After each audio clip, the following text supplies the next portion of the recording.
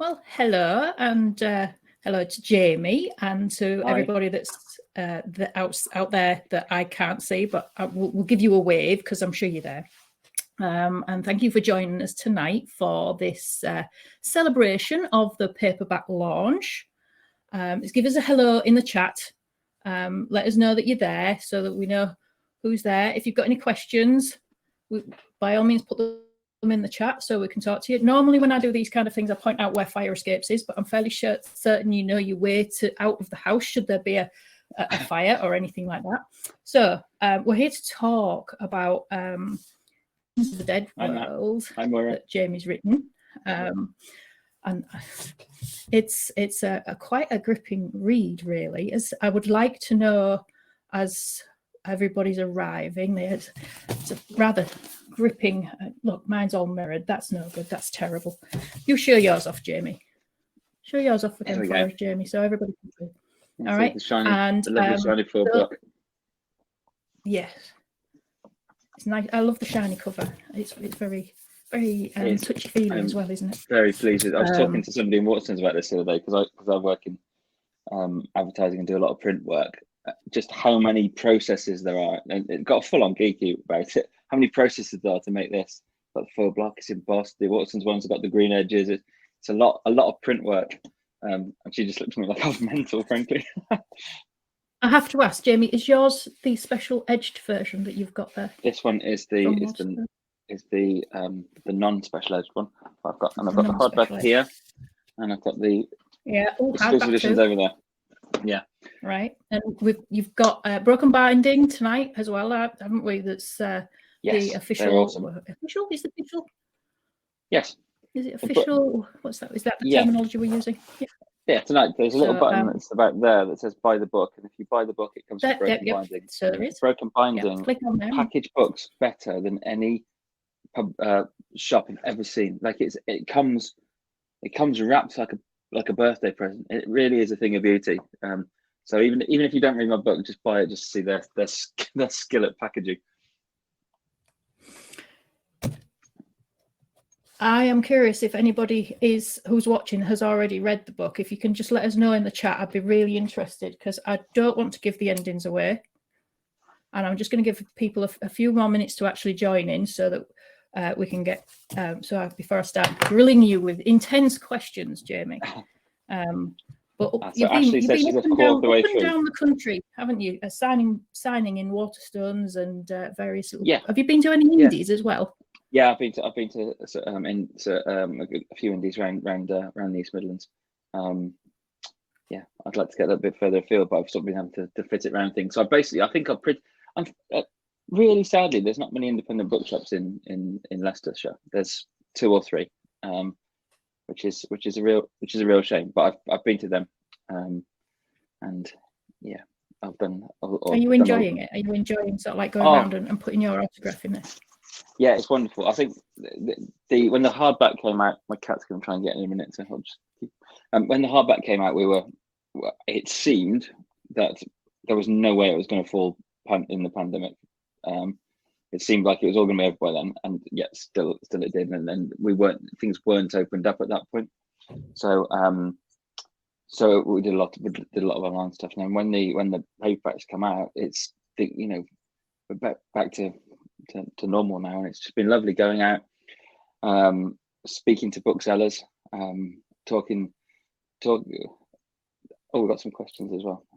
We've got some. Just speaking to booksellers, getting their reaction to it, seeing it on the tables, which is just amazing. The sport it's getting is really good. And yeah, I've got a couple of in-person events coming up, which just can't wait. Like there's the thing about when writing a book, this is my writing shed. Whenever you're writing something, you spend years sitting on your own with it all in your head, and it doesn't actually exist until it goes out into the world and people start reading it and asking you questions and interacting with it. And that's where the fun starts as a writer, I think. When you start getting the feedback from your readers, it's a good buzz. Yeah, it's a massive buzz, and it's just an honour, really, isn't it? It's like it's somebody. Even we were just talking before we started about my 1-star review, which was just joyous. I love it. It's amazing. It finishes off with Tell us never about again. your 1-star review. We have to hear So this terrible 1-star review. So Alan Williams, not calling you out, he says, I used to believe in star ratings. He says, you can call yourself an artist if you like watching paint dry. You can call yourself a horticulturalist if you like watching grass grow. But as a reader, don't try to tell me this is writing. I had to skip 50% of this dirge, the last 5 pages, to get what it was all about. And even then, it fizzled out like a damp squig, and had to fork out more than £5 as punishment. Never again, Mr. Mollart, and then never again in capitals. It's just made me chortle. And even better than that, not only is he grumpy about the fact that he had to pay £5 for it, but I shared that on my Twitter, and somebody who I'd never met said, that's the best review I've ever heard. I'm going to buy it on the back of it. So he sold me a book, which is wonderful. I have to say, I totally disagree with that review. It is not like reading or watching paint dry at all. It is very much Gatsby meets 28 Days Later kind of vibe to it. Gatsby, interesting. Different. Gatsby's one of my favorite books, so I will take that. Yes. Gatsby also got the best final page of any book ever written. Allegedly, I would say it is. Seeing as how you're going to start with the final page, let's start with the end of your book. I think we can start some questions now. We'll start at the end. Shall we start at the end? Well, not with any spoilers. I'll try not to spoil it. I want to talk about your. I try hard not to give spoilers. It's a really spoilery book. I want to talk about your acknowledgement. Okay, go on. Yeah. Sorry. I was just saying. I was talking to you about the other day. It's a really spoilery book. The spoilers start quite early on. It's very difficult to talk about it without spoiling it. So I'll be really careful. I will do my best. In your acknowledgements, you say that this is a novel about family. Yeah. About how your experiences with your wife and how when I was reading it, we were talking earlier, I mentioned how very of the moment it was because of COVID and because of the climate. How are you finding, as your readers start coming back to you and say, well, all you've done is sort of like captured COVID and got it out real fast? How are you feeling with that kind of feedback after what you've said? Nobody believes me that I wrote it. I started writing it 5 years ago, more than 5 years ago, actually. I started writing it. I think the germ of the idea came 8 years ago. And I wrote it way before COVID. I edited it during the first year of COVID. So the first lockdown was we edited it during that point. So it is a happy accident that it seems to be very much of the zeitgeist. But it is nice. But what I mean by the sort of again, I've got to be kind of careful to not give too much stuff away. But Peruzzi is very much searching for connection. Like throughout the whole book, everything that he does is to try and find some sort of valuable connection. There's scenes when he's watching old videos of family videos on the wall to just sort of try and connect with that feeling of being in a family, and Ben and Rose are very much trying to hold on to their family despite her escalating dementia. So at the core of it is a romance. Sounds ridiculous, but the center of to me the emotional core of the novel is the romantic relationship between Ben and Rose, and there's also the Peruzzi search for connection. He finds connections in the wrong place, but he's coming from a good place to do that. And while I was editing it, not only was it freaking me out when I was going for my daily work, Kay and I were working on it, and then we sort of edit scenes about empty streets and then go for my daily walk, and I'll be like, oh shit, I appear to have predicted the future, and I know, and without giving out too much away, it's not a very nice future. And so the sense of the desire for connection and feeling separated from your family was something that was really sort of playing on my mind while I was doing the editing, but that didn't really feed into the text at all. It was something that was already there.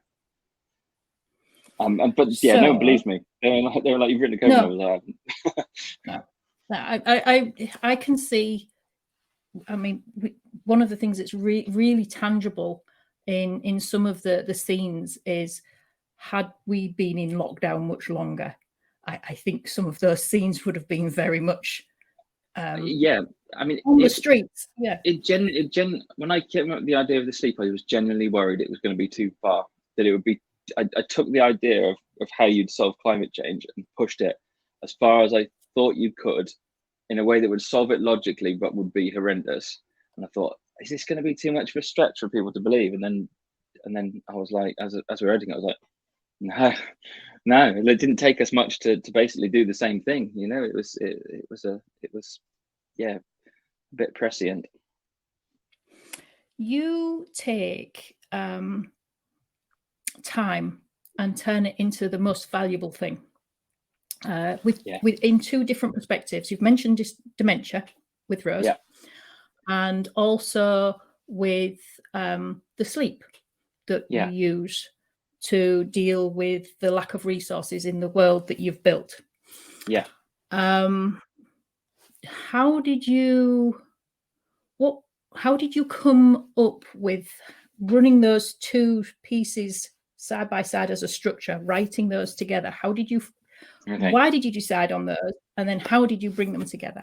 So, yeah, that's a good question in quite a few parts, and it's stuff that you touch on stuff that really interests me. The whole idea was to look at the value, how human beings value time, sort of like a deep, intrinsic level, and the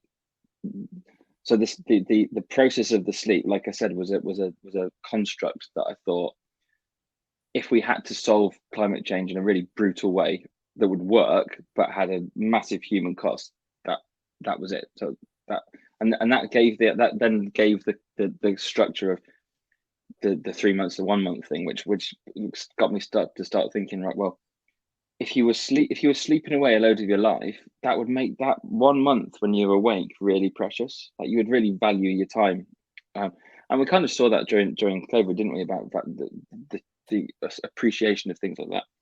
And then the flip side. So I thought, right, if you've not got much time, you're going to value what you've got, and you're going to try and live the best that you can for it. And the idea of bringing Rose into that, with dementia, it played on sort of two levels. It's obviously, it makes their time even more precious, and the fact that he's losing who she is means that every second is I want it to be quite heartbreaking and quite it's like a race against, it's like a classic race against time, to try and keep as much of her as he can while he's living and then if he's waking up after 3 months, and even though they're in stasis, her brain is still degenerating. What's he going to face when he wakes up? But then on the flip side of that, I wanted to look at what happens if you've got too much time. Like, what do human beings do if they've got loads of time and no culpability, and you very quickly become, I think, quite frivolous and lose respect for time that you've got. Like, he's vacuous, isn't he? He's very, everything's on face value. It's all shiny new. And the idea of culpability, like if you've got lots of time and nobody's telling you not to do something, like there's no checks or measures. So having all of that yawning time in front of you is probably going to end up bad, given human nature. You can just do whatever you want whenever you want, and you've got lots and lots of time to explore the possibilities. It's not going to end well. So I wanted to look at the two flip sides of that, which gave me the structure. But it's pretty much like we ended up with COVID, wasn't it? At one point, we had that much time on our hands. We were like, do we really need to make more sourdough? I'm going to play the piano. I'm going to learn to play. I didn't learn to play the piano, by the way. I edited the book, but yeah, it is. Yeah, everyone's, and that gave us some good. And I think we're in danger of forgetting. In fact, we have forgotten. Like, we have forgotten the good we learned from COVID. We're back to hopefully we're not, but we're close to the most dangerous geopolitical situation since the Bay of Pigs, which is what COVID ends in a couple of days according to Boris, and then we're going to go marching straight into World War. Well done. But yeah, there was I don't think that when COVID was when the lockdown was at its peak, we were clapping the NHS, and we were saying hello to neighbours that we'd never spoken to, and we were marvelling about the clear blue waters in Venice, which are probably polluted again now because all the tourists have gone burning back out there as soon as they possibly can. And yeah, it doesn't take long, does it, to revert back? But in many ways, as we were parallels, as many people are pointing out, you have Rip Van in. Yeah. Should we compare Rip Van to the NHS? I don't think that's really fair, is it? No, that's stretching it a little bit. But yeah, so Rip Van was supposed to be childlike and sort of playing on the idea of. So I don't want to preempt any questions you might have, because I'm guessing I know you like mythology, so we might end up talking about mythology. I'll let you go with it. Don't worry. So I love mythology, and I love the idea of religions layering on top of each other. So it's something that's always interested me ever since for actually as long as I can remember. But I do love. So you go to Rome and you go to the catacombs, and then on top of that is a church, and on top of that is another church, and this idea of stuff stacking up on each other. And because of the cataclysmic events that caused the sleep, and the way that basically the rugs pulled out from underneath humanity, I just felt that the monotheistic religions would crumble. I thought you're just going to struggle to believe all of that, given what's happened. And I liked playing with the idea of the fact that religion can be used to control people. So I thought there was a very good chance that in that sort of situation we would revert back to something older. So you've got Kronos, and for the sleepers, which is the Greek god of time, and then you've got Bacchus for the janitors, which is the Roman god of excess. And then I thought, so that's an imposed religion, and then I felt that there needed to be some sort of fairy tale style figurehead for the sleepers to sort of latch onto. I think we tend to, I mean, fairy tales are dark anyway, aren't they? They dig right into very deep concerns that we have as human beings. So it felt good, and obviously he fell asleep for a long time and woke up and the world had changed, and that seemed pertinent as well. It does. So you've just touched on your mythologies and things, and your inspiration of certain names. So I have to ask, it's kind of obvious, but Peruzzi, what I'm interested to see why inspiration come from him. I'd like to know what you think it is, because I thought it was quite obscure. So I'm sort of like going Florence area kind of thing. Bang on. Yeah, they were a family of bankers in Florence. So I wanted to sort of get to absolutely bang on. Here's me thinking it was being obscure, clearly not. But yeah, they're one of the what do you say, Florence?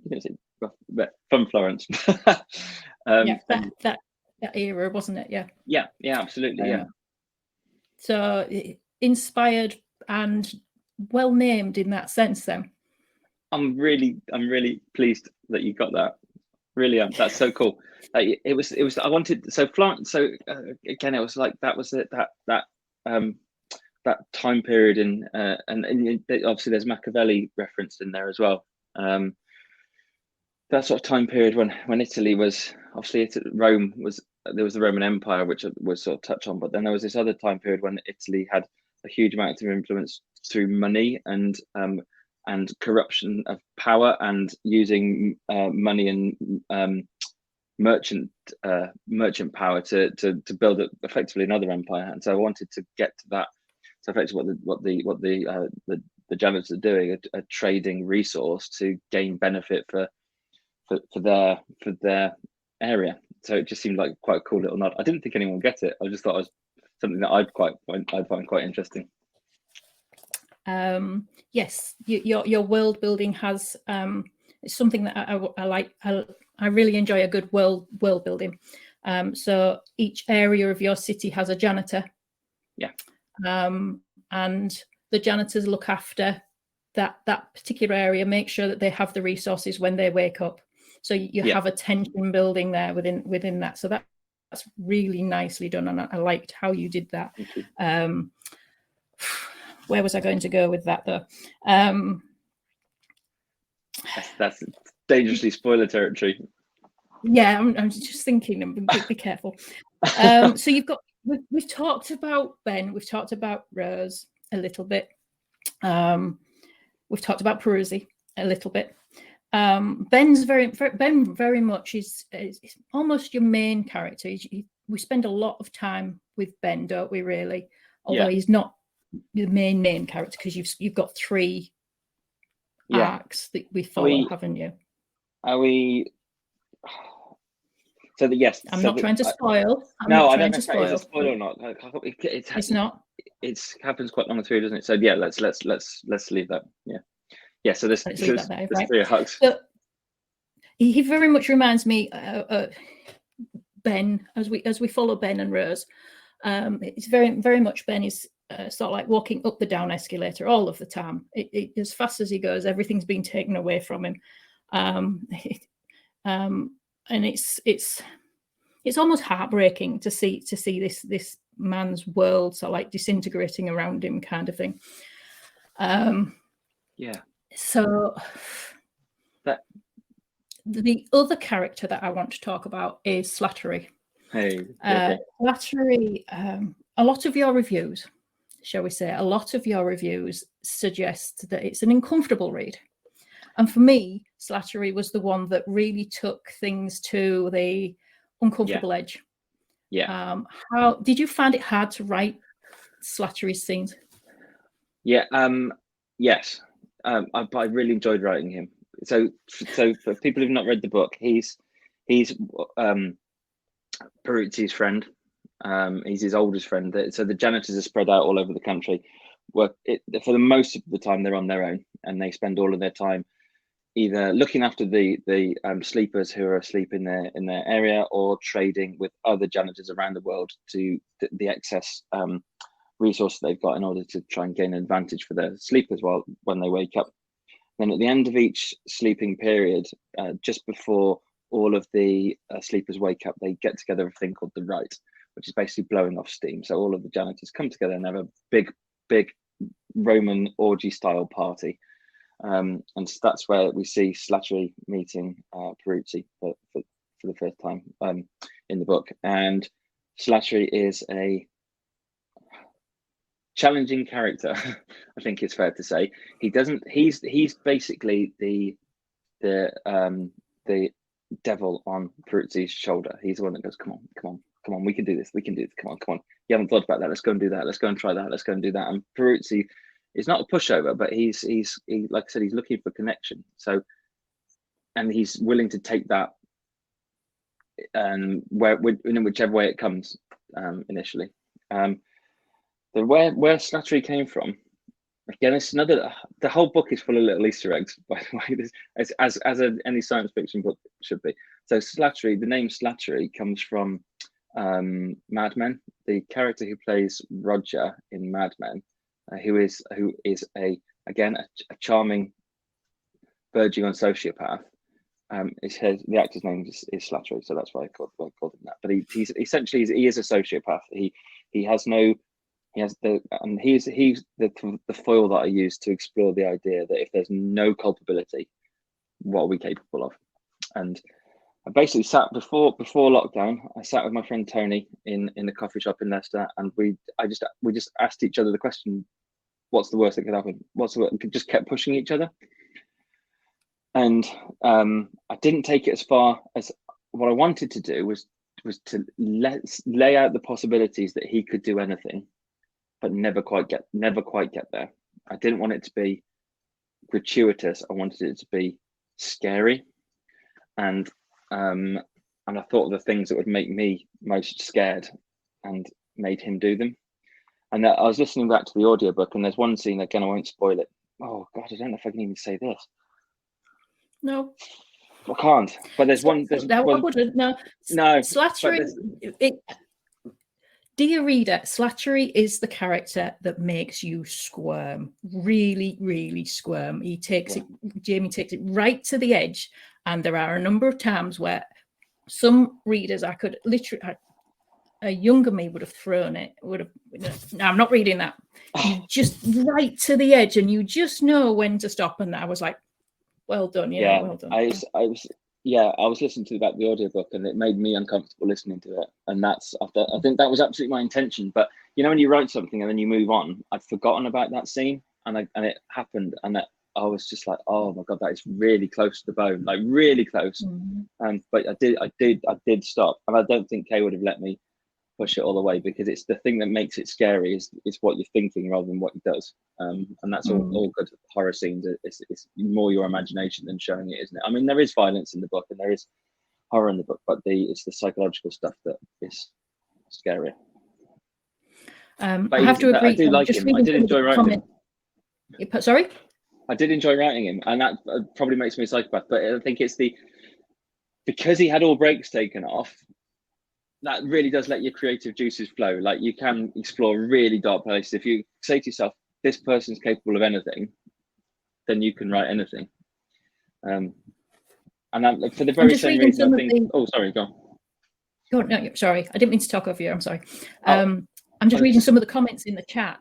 And Ashley saying that she loves Peruzzi. Sorry, Ashley, I'm assuming pronouns there. But yeah, I can see... Peruzzi is one of my favorites as he explores and things like that. I do tend to agree with that one. If you've got any questions, I will ask them. You feel sorry for Peruzzi? Yeah, I do. Yeah, I think he's I think he's lonely, and I do feel sorry for him. He's easily led, and I think that, again, we were talking about this before. I think a lot of what I write explores toxic male relationships. I think there's I like to, and I do overtly in the book I'm working at the moment, is really about the patriarchy and how the cycle of violence that passes down from generation to generation, and the pressure that men are under to facilitate that, which is utter nonsense. And male relationships. I don't need to ask you what's next then, do I? If that's what you're working on at the minute. Well, I'm not going to tell you anything about it, but that's I'm more overt about it. I really wanted to explore that relationship and what can be done to break it and to stop the cycle. And so I think Peruzzi and Slattery and the unnamed, I won't say who it is, and the character in the past, and Andreas, the same thing. It's that male relationship where there's one that's more forceful than the other, and there's one that's more pliant, and how easy blokes just get carried away, and they egg each other on, and it's pathetic. That is one of the things that I do like about the structure that you have. Often when we're reading, be it in science, within genre and beyond, you will have a knowledgeable figure, not necessarily female, but often portrayed as the anchor is often a feminine individual that will direct, and that's not there at all within the novel as such, is it? No, although I do think the emotional core of the book is Rose, but she is a passive influence rather than an aggressive influence. So her influence is good through osmosis. But I think she's the only character who's actually got any modicum of good in them. It's not a book of nice people, and they're all bad in a spectrum of quite bad to very bad. In individual ways. Yeah.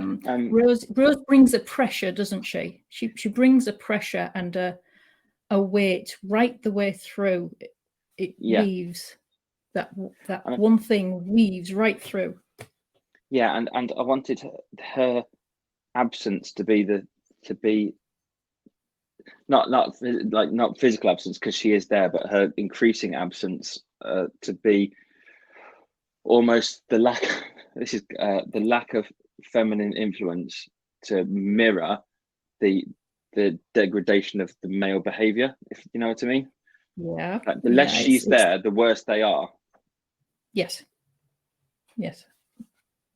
Thank you. Yeah, you nailed that one. You can. I didn't ask the question, but you answered it anyhow. I would like to talk a little bit about influences. You've talked about Easter eggs and how they're woven in there, and yes, they're everywhere. That's absolutely. I don't think there's a page that doesn't have one in a very sly way, in some way or other. And I thought, right, okay, when you mentioned the fact that there are Easter eggs, I was right, okay, I'm going to find everyone. I just didn't have the time. I would have been. I don't have enough notepaper. So I would like to talk to you or ask you about the influences about this. I mean, there's a certain J.D. Ballard in there, isn't there? So yes, a lot of J.D. Ballard. He's a big hero of mine. In many ways, actually, I think there's a lot to admire about J.D. Ballard. I think he fundamentally changed the way I thought about science fiction. My cat wants to come in. I don't know if she's right. I grew up on Star Wars. Like, my mum's here. I don't know how many times I made them watch Star Wars. I was like obsessed with it from. I think one of my first memories is my dad taking me to see Empire Strikes Back, and I basically played or watched Star Wars for my formative years, and still watch it now. Actually, it's all back around again, isn't it? And J.D. Ballard made me realize that science fiction was a genre that was about ideas and could explore things about human beings without the spaceships necessarily, and without the traveling to other planets. And he made me think about science fiction in a totally different way. And he's got this amazing ability to explore massive ideas on a really small canvas with not many characters, and often in a really small book as well. And he packs so many ideas into a small space. I just think he's brilliant. And so to have the first couple of reviews that came out and said that it had there was a J.D. Ballard influence on it, I was just like, oh, thank you very much. You can't say a nicer thing to me, because he was amazing. But there's a few authors around the same sort of time. So I think I've mentioned in a couple of these things. There's my Uncle Tony's box of books, which he gave me this box of books, which in my memory it's enormous. Like, I imagine it being the size of this shed, but it's probably like 20-30 books. I don't know. And it was all the classics. It was Asimov and Bradbury and Arthur C. Clarke, and all of those. And then another one which stuck with me for years and years and years, which I didn't know what was called, and all I could remember of it was that it was a colony ship that flew to another planet, and they got this. I kind of can't spoil this, because they got attacked. They get attacked by what essentially a Komodo dragon. And it stuck with me for years. Like, I couldn't remember what it was called. And then my friend Andy Miller's got a podcast called Backlisted, and he's got loads of followers. He's got like 18,000 followers or something. And one day I asked him what it, and he put it out. Within 10 minutes, somebody came back and said it was The Legacy of Hero. I thought, oh, do I read it? And I did read it, and it was still pretty good. Some properly iffy 1980s female stereotypes in there, like either big-breasted nymphs or fairly stupid foils, or very geeky scientists. And then you're like, oh, but the story really stands up, and it's actually about. There's a lot in there about humans interfering with ecosystems, which is really interesting. So I read all of those, and that sort of got me thinking about sci-fi on a big level. And then Ballard changed everything. And at the same time, I read Vonnegut, and I was reading Philip K. Dick again. Sort of the more sort of ideas-driven sci-fi, where you can address good sci-fi addresses contemporary issues in a way that other things can't. And Ballard, I think, is the master of that. Like he's like High Rise. Such a simple idea. It's a block of flats, and that block of flats in the sort of dystopian world is where you can't go in or can't go out, and it replicates society with the class system. Yeah. Concrete island, man driving along the road, crashes concrete island, can't get off it, and there's a little culture on the island. It's just so simple. And even oh blimey, I forgot the name of his first one. Yeah, this first book, which is massively about climate change, which I'll remember the name of in a minute. No, I had it and it's gone.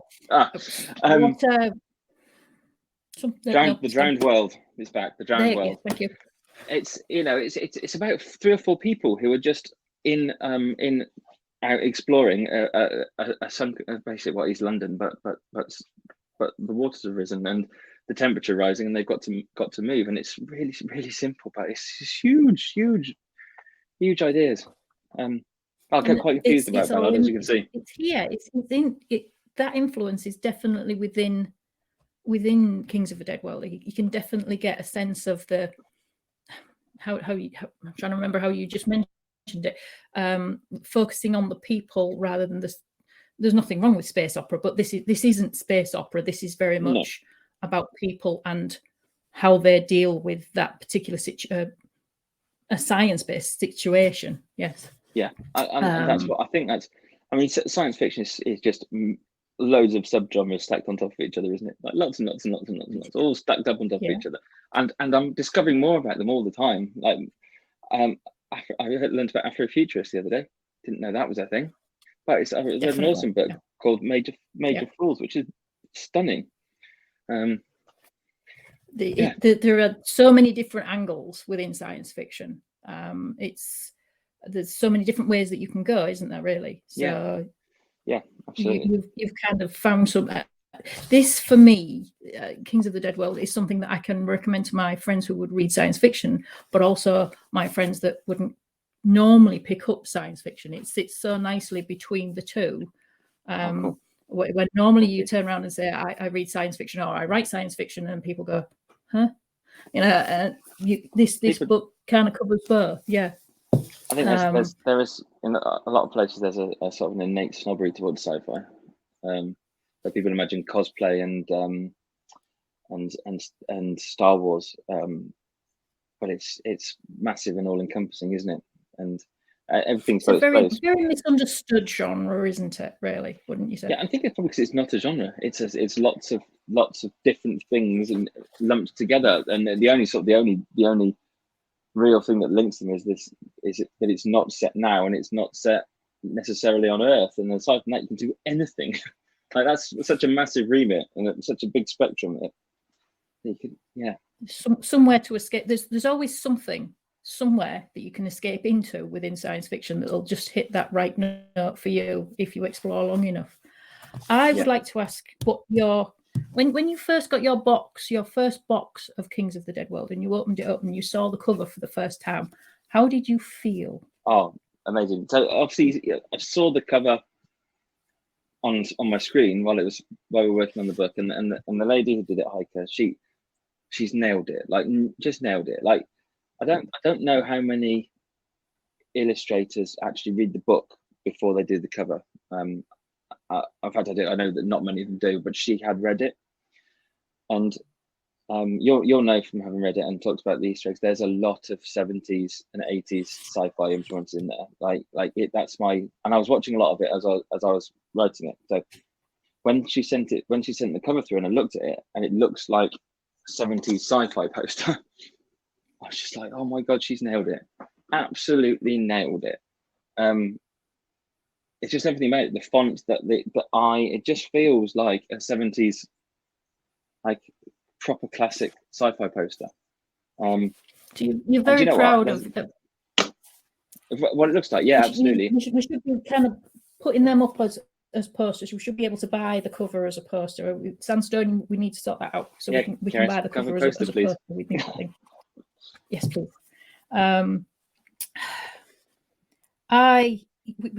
We're just I've lost all of them. We've talked over a bit through the various questions that I wanted to ask, and I'm just looking at the questions that we've pretty much covered the questions. We've talked about what's next. We've got one from, now then, is it Colin? Colin, if I'm pronouncing your name wrong, I am so sorry. That's Colin.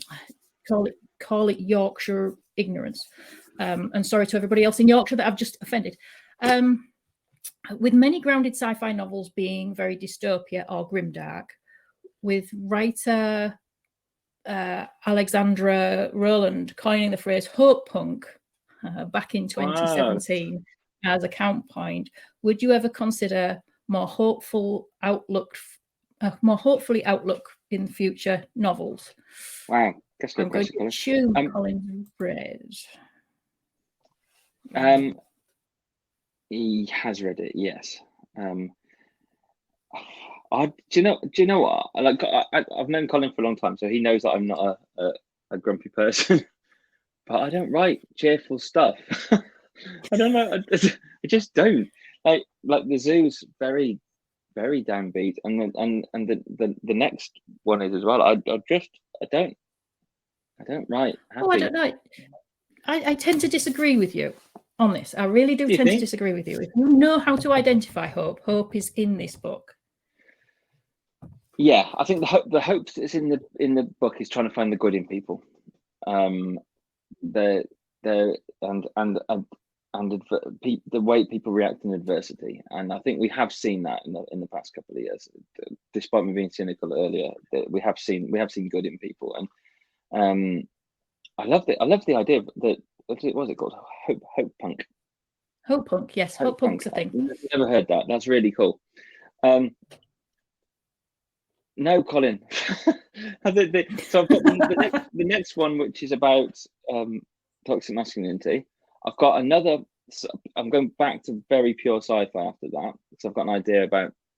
I like to hold these things to quite close to my chest, but I'm going exploring the idea of subconscious. In a pure sci-fi way in the next one, and then I've got an idea for a horror, like a classic, like gothic horror book. My mum keeps telling me I should write. You're not planning on stopping writing anytime soon, then? No, there isn't. It's not possible. Like it really isn't. I think there's if you're a writer, you're a writer, and you have to write, and you can't not. You have ideas in your head, and I was talking to the bookseller in the Waterstones in Nuneaton, I think it was. A really nice lady called Helen, and she was referring to the idea that writing's a vocation. She wants to write a book, but she just writes in a pad, just writes all the time. So that's amazing, and that's what I do. I write. I've got ideas in my head and I need to explore and I need to get them out, and somehow I've just managed to work out how to put it into a novel. I say I managed to work out, it's years of trying, basically. And I've just noticed there's a question there from Jamie, which kind of links into that, about keeping tracks of ideas and how I link ideas throughout. And so excuse anyone who's not interested in writing process, because I'm going to get pretty geeky onto the writing process here, but there's tracking the ideas in this has been must have been quite it was massively challenging, time consuming. So the original draft was twice as long. The original draft was 200 and something thousand words, which is way too long for a book, but it was absolutely essential to do in order to explore the whole story and get the whole world out. And I wrote the three narrative strands entirely separately, because I wanted each one of, because I'm a geek and I like playing with the structure, I wanted each one to have its own unique 3x structure. So I don't know if anyone knows about the 3x structure, but it's the classic beginning, middle, and end. And Star Wars follows the 3x structure perfectly, and it's a clear arc, and there's very definite points that you have to hit. And most books or films follow it to a greater or lesser degree, because it's the classic way that human beings tell stories. So I had this idea, rather foolishly, that what I wanted to do is write 3 narrative threads that followed the 3-act structure, and then combine them all together to follow the 3-act structure. which is it's the classic second album thing. You're like, I did something, you know, that was structurally quite complicated in the zoo, but I had to better it. So I did that, and I wrote each one individually, and then I had a spreadsheet. and I know that's such a blokey way of doing it, but I because so you've got an intrinsic problem in that one of the stories he's awake all the time, so he has 3 months awake, then has another month when the sleeper's awake, so he's got 4 months and the sleeper's got 1 month. And if you notice in the book, it's about the same word count for each of them. And what I didn't want to do is to put more weighting onto Peruzzi. As you rightly pointed out, Ben is probably the main character, and you spend a lot of time with Ben. So there was a lot of working out how they set up together, and the time doesn't move at the same speed. And a lot of the book winds back on itself. So something will happen in one plot, and then it'll happen in the other plot. So there's a lot of trying to work out how those things sit together, and I'm not gonna lie, it was pretty hairy when I stuck it together. I remember I was at the Arvon Writing Centre in Shropshire, and I had post-it notes, index cards. So I got index cards for every scene. This is so geeky.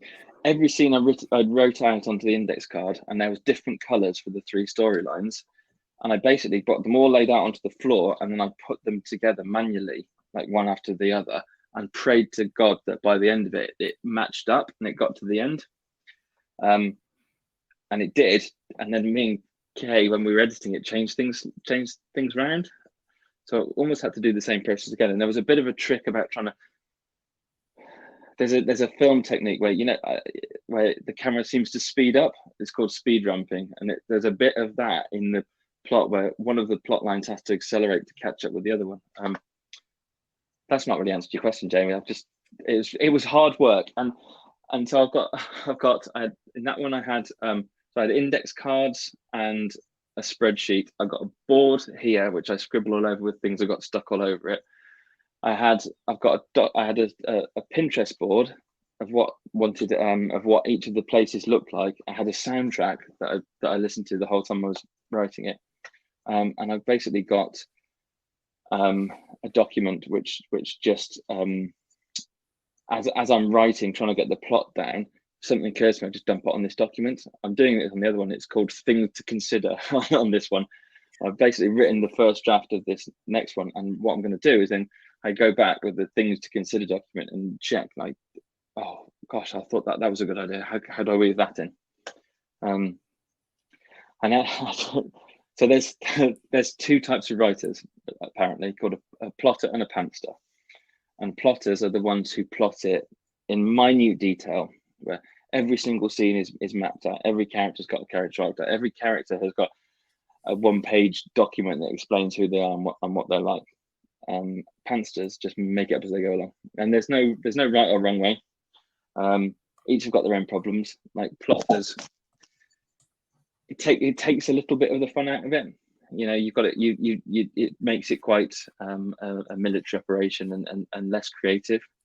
But you're less likely to get what you will get is a really good first draft, and there'll be less editing work afterwards. Pantsters, a lot of fun, sit your pants, but you can get yourself in a right pickle. You can write 6,000 words and go, oh shit, that doesn't work, and then you're in a mess. I'm somewhere between the two. Like I will loosely plan stuff out, and it takes me ages before I actually write anything. I'll do a lot of planning in my head, and then I'll plot it out so loosely, and then I will write to the next bit. So I'll go right, if I'm following the three act structure, the first thing in the first act of 3-act structure is the inciting incident, and that's the thing that basically kicks off the story. And so I'll know that that's got to be a certain amount of words, and I will write that down and then write towards it, if that makes sense. So I'm somewhere between the two. I don't know if I've answered your question, Jimmy. I think he's happy with that. Okay, cool. It was a long meandering way of answering it. Don't forget that there are some tote bags available. We was talking about posters, and I just realised that when my lovely copy came through, it came through with a very nice tote bag. And if if you buy through the book link at the bottom of your on the down there,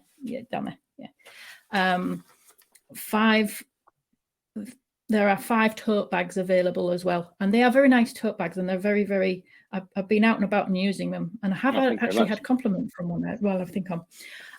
So yes, they do get all very jealous with those totes. What was I going to say? I've forgotten. That's annoying. Films. Yes, films. Yeah. You mentioned while you was describing, answering Jamie's question, you mentioned something that made me realize that you have some experience with films, or you've had some visual experience, story building films. So yes. How did that tie in with your writing? Good question. I love films. I've always loved films. I've been obsessed with film since I was a kid. It's my dream to make a film one day. My friend Si is on here. He is a film director. I don't know if he's still there, but when we shoot TV commercials for work, Si's the director that we work with. And so I try to be. I see everything as a film. Like when I write, I see it. I'm a very visual person. And Kings of Dead World has always been a film in my head. Like it's always from the first time I started writing, first word typed down, it's a film. I know what it looks like. I know what the characters look like. When I write scenes, I know what the camera's doing. I'm a really, really film orientated person. And that's partially because of what I do for a living. There's a lot of visual work in that, but it's primarily because I just love film so much. The Easter eggs we talk about, that we've been talking about, most of them are film Easter eggs. Like off the top of my head, I can think of American Werewolf in London, Alien, Escape from New York. I'm trying to think of a few more, but there is every little Easter egg in that book is films. I thought it was rather cruel that where your Alien reference comes in, who and what shall we say? I don't suppose there's a spoiler. That's not spoiler there, is it? No, it's the his computer, his AI is Ripley, and obviously Ripley is the heroine of Alien, and she's hard as nails and extremely cool. And so I just thought, if I was stuck in a world on my own, who would I like to look after me? I would like Ripley to look after me more than anyone else. I'm not sure that's who I'd have looking after me in that particular world, to be honest with you. But there you go. Maybe not. No, and I just wanted to have that little nod. Oh, Blade Runner's in there, of course. Blade Runner is anyone of my age is. You cannot be my age and like sci-fi and not be influenced by Blade Runner, because it's perfect. Even Bewitched makes it in there, which I thought was cool. Actually, it was actually in there much more. There was quite a lot of stuff about the. I've forgotten about that. Yeah, Bewitched is I loved Bewitched when I was a kid, and the wife Samantha with her wiggly nose, and it's got quite fond childhood memories for me, Bewitched, and of like coziness, and it's quite, and their relationship that the two characters have in Bewitched is really nice. He's like on the surface, he's like the sort of like the well-to-do businessman, but she's actually completely in control, and she's the brains of the operation. I just quite like that, and I wanted to. Yeah, there's actually scenes written that mirrored the episodes in Bewitched, but it was got a bit silly, so that came out quite early doors.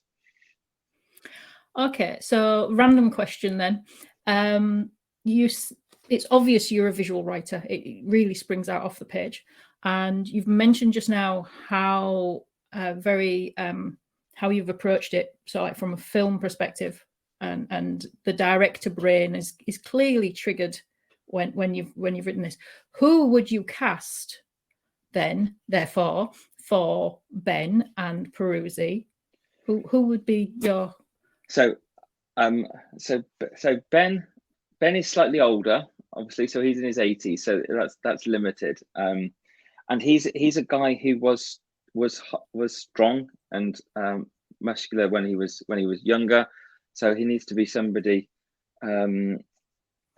He's like a Sean Connery sort of character, really, but not Scottish, and in that he was powerful. Now he's not, but he's still kind of got it in him.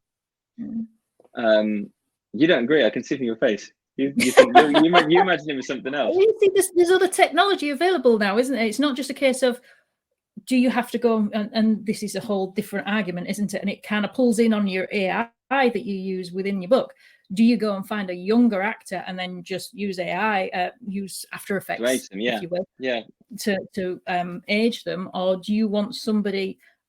And from a director's point of view, there's a whole narrative about the novel with which direction you go as well. Actually, thinking about that, so I think when I was imagining Ferrucci to be God, I've forgotten his name, Christian Bale. Because yes, I can see that. That I can see, yes. And there was a lot. So I really like American Psycho. As a book, and there was a lot of Patrick Bateman in him, but not like, I don't want to spoil. I'm really spoiling. I'm nearly going to spoil American Psycho. I think, but there's a lot of stuff in American Psycho where you wonder how much of it is in his head and how much of it is his ego and how much of it is actually happening. And there's a lot of stuff in there about the surface level of appreciation of things on the surface level, and that's very much what Ferrucci is. He values what he can see and what he can touch, and he's less concerned about the deep things. So I was thinking a lot about American Psycho when I read that, and again, American Psycho is a book but he does go really far. He goes much further than I do. But it's that sort of like uncomfortableness about what human beings do when they can. So yeah, Christian Bale, although apparently he's not very nice to work with. I wouldn't know. I've never met him, so I'll go with that one. I've noticed that you're on the long list for the British science fiction. Yes. Yeah, look how happy that makes me. Amazing, absolutely amazing. And the deadline was yesterday, wasn't it? So yes, for voting. So. Yeah, I'm not. I mean, there's some really good books on there, so I'm not expecting anything. It's good enough. It's very exciting to be on the long list. I think one of my favorite books of the last year is on there, which is actually here. And Skyward is just perfect. It's one of the best books I've read in a long time, and it's probably one of my favorite. Yeah, in my top few favorite books of last year. And she's on there as well. So yeah. I should point out to everybody who's here. Jamie does reviews. He's a reviewer as well, like myself, for the British Science Fiction Association. That does not mean it buys him any extra bonuses, or is going to earn him extra award points or anything like that. It doesn't work like that. So it's very, very impartial is the award system there. Yeah. So Actuality's up for it as well, as I noticed. It is, yeah. And so is the cover of yours and Actualities, I think. Yeah, I hope Heike wins because I think she's done a stunning job. In fact, in some ways, I'd rather she won than I would, because she's done such a cracking job. It's just walking to bookshops and seeing that book, it stands out an absolute mile. And yeah, that's because she's very, very good at what she does. Mm-hmm. Jamie's asked another question. Jamie's obviously paying attention to me asking everybody to ask questions because I can just see it on the right screen here. Everything that I wanted to talk about. If you have questions, please shout. I will get to them. Do you write other stuff other than working towards your novel? Short stories, flash fiction? Yeah, I have just finished a short story which is set in the Kings of Dead world, and it's with Kay at the moment. And I don't want to give anything away because again, really spoilery. But basically, I've taken one part of the one mystery in the book, which intrigued me because I didn't know what happened, and I explore what actually I can't say anything. There's a bit that I didn't finish, and I wanted to write a bit more. Yes, is that it? Well, it's sort of incidental to the main plot, but it's quite important in Peruzzi's story. Something happens that is quite important, but I didn't even say it. But once he's not involved in it, I was intrigued as to what happened afterwards and how it got to how.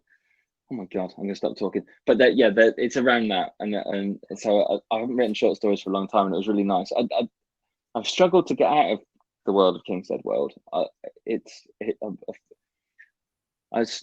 I spent so long writing it and got so involved in the characters and the story that it was quite difficult to walk away from it and start something else.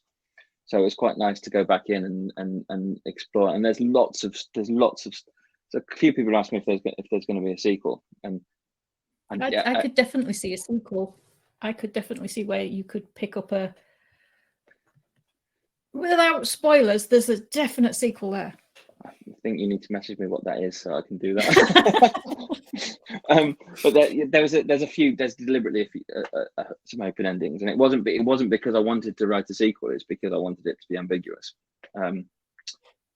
But now that people have mentioned it, and a few people, more than a few, a good handful of people have gone, I would like to know more about it. So I don't know, maybe in the future. But at the moment, it was nice to just write some short story. Flash fiction, on the other hand, cannot write it for toffee. It is so hard, so hard. There's a lady who writes flash fiction in Leicester called Laura Besley. I think that's how you say her name. I apologise if I get it wrong, but she can do more in 50 words than I can do in 500 pages. It's such a skill. It's so difficult. Like poetry. Like I wish I could write poetry. I love Holly McNish. I think she's an absolute legend. And everything she writes is wonderful. Like on a word, on a sentence, and on a poetry level. Like, but not me. I'm not good enough. I can't do it. I like to waffle.